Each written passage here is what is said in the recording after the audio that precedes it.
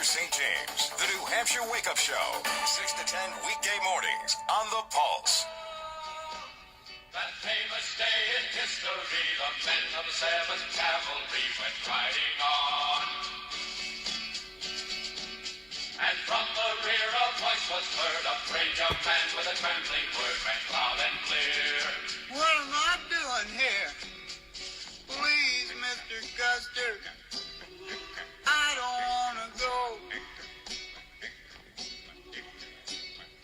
Hey, Mr. Custer, please don't make me go. You know, the song's probably not politically correct given today's environment, but you know, Dennis, it seemed like a perfect intro for you this morning. Listen, I'm here, in sunny California, giggling. That was pretty cute. Well, I mean, when was the last time you did an interview and they opened with "Please, Mr. Custer"? You know, this is definitely a first. That's what I like hearing. All right. Well, look, welcome to New Hampshire.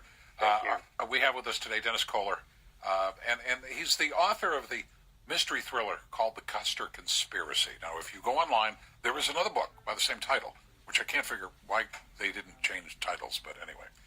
That's not the one. This is the one we're talking about. Right. The Custer Conspiracy. And without giving anything away, what's the basic premise of this, Dennis? Well, first of all, shout out to everybody from your listeners from California. Where are you in California? I'm near San Francisco, about 25 miles east. So it's not LA weather like 103, but it's about 80 here.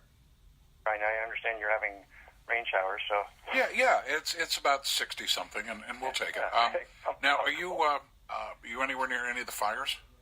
Yeah, about 30 miles. They're about 30 miles north. Yeah, we were walking around with masks on for a couple of days. That the wind just blew all the smoke down here. It was pretty devastating fire. Wow. Yeah. All right. A lot Well, of people got hurt. Okay, so Anyway, yeah. So East Coast meets West Coast this morning. Yeah. Well, the story is I have a main character. He's a San Francisco police detective, homicide inspector, Tom McGuire. He's in a series. I have a series of his books, and he receives a phone call from a college history professor he's known for 20 years, and the professor tells McGuire that he's come upon a secret about Custer and the Battle of the Little Bighorn, and if true, it could possibly, rewrite the past 141 years of world history. It's kind of a Dan Brown, Da Vinci Code kind of story, and so he asked McGuire to come meet him at the battle, at the battlefield he needs a few extra pieces of the puzzle to put together before going public. So they set a date, and McGuire goes up there, and it's early in the morning, and nobody's there, and he's looking around for his friend, and he finds him at the base of Last Stand Hill, that memorial obelisk there, and with the back of his head blown off. And he's a homicide cop, and obviously it's a friend, et cetera, and he, but it's a federal case because it's on federal land, but federal agencies say no, we're not gonna touch it, and to stand down, and nobody's gonna, it's gonna be it's a local matter, et cetera, handled by the sheriff's office in in Billings, near Billings. So McGuire says no, I'm not gonna stand down, and he takes it upon himself to find the murderer. So, and that's kind of the story. It turns out there are powerful people interested in keeping whatever the professor found secret, and that's kind of the story. And I'm kind of like you, grew up around the legend of the Battle of the Bighorn, and was lucky enough to go out there. And now go back to the battle. If there was ever an event that conspiracy theorists could pile on, this was it. You bet. You bet. And that's kind of what started me. I did. I'm a Custer-phile, too. I've been following him for a long, long, long time. And so I finally got to go up to the battlefield in 2014. It was on the day, it was the anniversary of the battle, June 25th. Right. And, what everybody finds is, the battle was short-lived. I mean, he was run over really quickly, and I was surprised at the how small the battlefield is really. And I expected this. I expected Errol Flynn, and died with his boots on there shooting. Oh yeah, Errol Flynn. I mean, come on. Yeah. That was the defining picture for yeah. Custer Files. Yeah. Anyway, it was, and so anyway, it didn't take me long to see that, and he was just overwhelmed, outgunned and overwhelmed, and that probably took 30 minutes, and he was all 210 or 11 with him, if he did die, were killed, and so I started going around the museums. They call them museums around the battlefield and around the park, and they sell tchotchkes and stuff. But one of the things I saw there, in one of them was under glass actually was a copy of a life insurance policy. New York Life issued in 1870 to George Custer and four of his life insurance. It was worth $5,000, which is like $500,000 in today's money. And I was pretty curious about life insurance, but who would do that kind of thing? And it was 4 years before the battle, so there was no conspiracy. But I said to myself, what if he had taken that policy out 3 months before the battle? And it was just for him. And, and then my mind starts going, well, why would he do that? Well, he would do that because he either knew he was going to get killed and there was bad things afoot, or maybe he could, get out of there. And now that he was warned that he was going to die, and maybe he could, collect the money, and he and Libby could run off somewhere like to France or something, So that's kind of started this story, and it's 141 years later, and as a novelist, you would say, let me see now, people in 2017 are going to be reading this book, and who would care? It's 141 years later, so it had to have something to do in modern times, and Sure. That's kind of the genesis of the book. Well, and the other thing, as you and I don't presume to tell you anything you don't know, but for those who don't know, before the Battle of Little Bighorn, Custer had been in Washington, and there were people saying, hey, you should be president.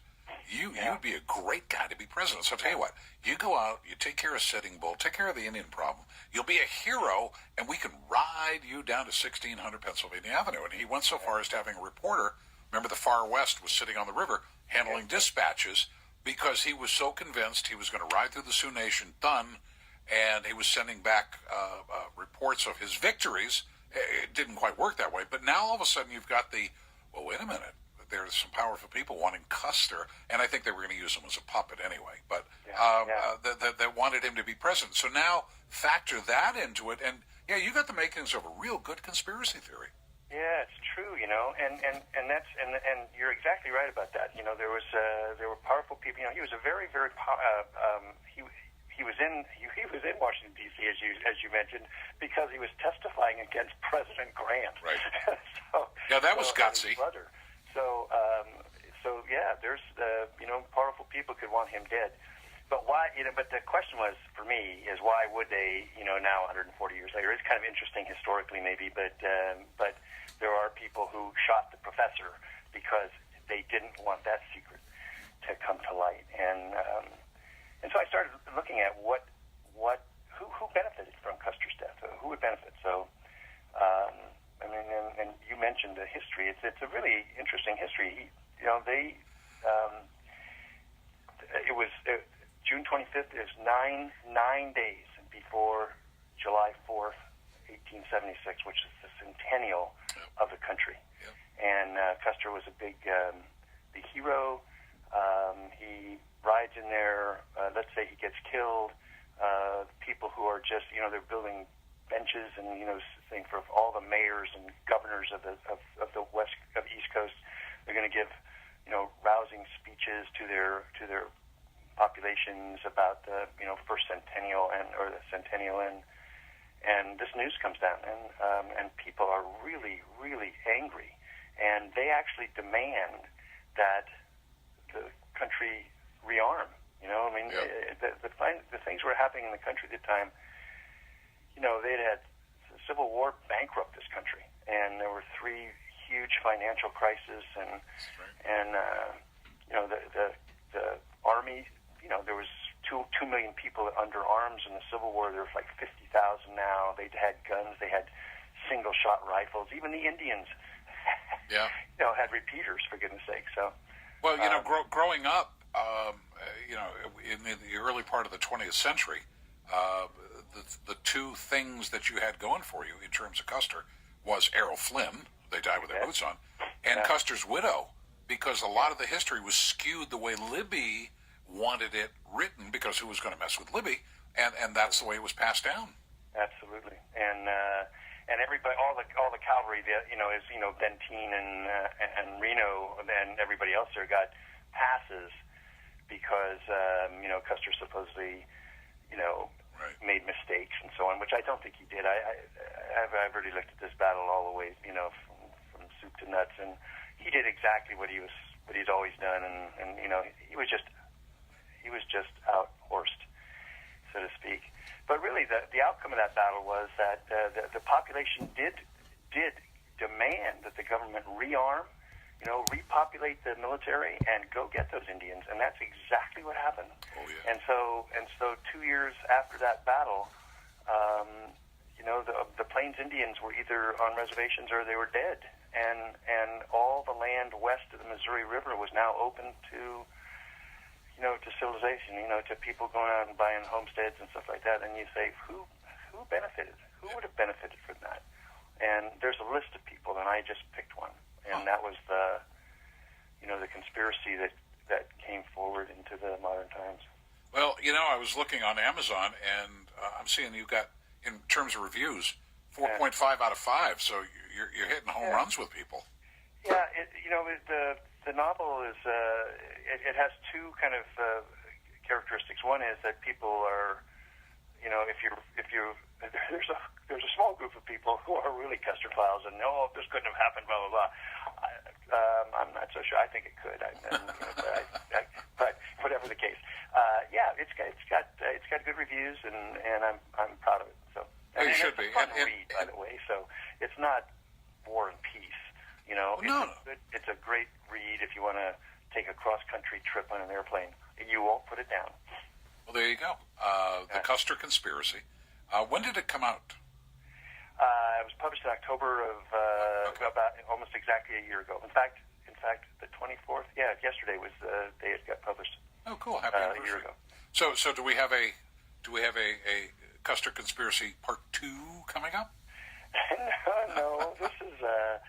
I actually follow my Tom McGuire series. Who's a cop in San Francisco. So all my other novels are about him, and this one was just because I wanted to get Custer. I just liked the story. What was your before I let you go? What was your first impression when you made it to Little Bighorn or Greasy Grass?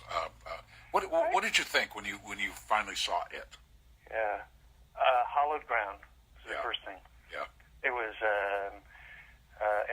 and again, as I said before, I was very surprised at the size of it. The movies make it look bigger than it was. It wasn't big, and you can imagine, his 210. Now a lot of them had been already killed by the time they got to Last Stand Hill, but even those 50 troopers, maybe the impossible 50 troopers on that hill. I mean, what they must have seen, and they knew, they were going to die. They just got run over. They just really got run over. So it was really, I felt sorry for all of the people involved in that battle, and it was a massacre. So have you formed an opinion on how he died? I mean, I've heard conflicting that he shot himself, or he and his brother shot themselves. That's always the official word is, of course, that he was the only one not mutilated. Right. And so that's the other thing that was kind of conspiratorial about it for me. I mean, I looked at that and I said, that I could be a part of the conspiracy too. How was it that he was the only one? I mean, his brother Tom died 20 feet from him, and they only recognized him by the tattoo on his arm. Whoa. I mean, he was so badly mutilated. But Custer was there, pristine, bullet hole in his head, and his in the left side of his head and his chest, and not cut up badly. He was cut up a little bit, but not much. Well, I think it was Stephen Ambrose, and I loved Stephen Ambrose's stuff.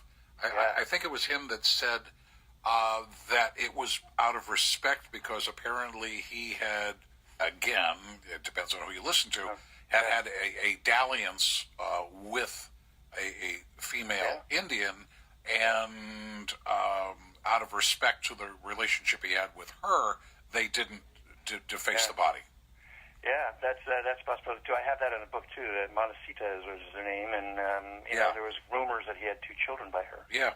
And so I'm saying this guy was a conspiracy theory, a walking conspiracy theory. He was a walking. You got it. Yeah, it was fun. It was a fun ride. I'll tell you. Oh yeah. So can I see 141 years later why it's so fast? Oh yeah, absolutely. Yeah. It was. Yeah, there was enough. You know, the aftermath of that war, just real quickly, you know, Custer's shooting single shots, right? I mean, he had rifles, he had a Springfield rifle. His troopers were single shots. So that was what the Army in 1876 was using. In 20 years later, the military was lobbing 5-inch shells from battleships into Manila Bay. Yeah. You know, in 20 years. Yep. So one of the people who who benefited were arms dealers. Wow. Yeah. Wow. Yeah, you're right. No, again, had the media been, I mean, now we're on a 24-hour news cycle where they're hungry for everything. Had it been that way in 1876, this might have been bigger than, you know. Yeah. Boy, So anyway, yeah. did I also understand that you're a Navy guy? You know, I belong to a naval order, and my dad was a career Navy guy. I was not in the service. Oh, okay. But I'm a service file, as a Custer file and a service file. I spent my childhood reading and studying the military, and so I belong to all their organizations, and they're great folks. They're the backbone of this country. Author, got a degree in philosophy, grad degree in business administration. You were truly a Renaissance man, Dennis. You're right. Well, look, anytime you want to come across country and talk Custer, man, I am your guy. I am your really? guy. I would love to. I could tell that. I could tell. That's great. I would. You know, I come back there every now and then, so I would really look you up. I promise I'll do that because I love to talk about this. No, man, you and I could do this. The show's on for 4 hours. I guarantee you. Between Crazy Horse and Custer and Reno, we could chew up 4 hours in a heartbeat, Dennis. You bet. All right. Hey, well, look. Thanks for getting up early and taking the time, and I look forward to catching up with you later. I appreciate your having me. I really do. And again, shout out to all your listeners. Excellent. Appreciate it, Dennis. Thank you. Thank you. You bet. Bye. All right. There you go, Dennis Kohler. The book is called Custer's. It's called The Custer Conspiracy, and it is his third novel. And again, if you look at the reviews on Amazon, 4.5 out of 5, which pretty good. So check it out, and we'll see if we can get him in from San Francisco, coming into New Hampshire, and we'll. Oh my God. Yeah. I mean, I've read everything. Been to the battlefield. Oh yeah. Yeah. Dennis and I could chew up 4 hours on Custer in a heartbeat, and I would look forward to that. 9:30 is the time. We will take a break on 107.7 The Pulse.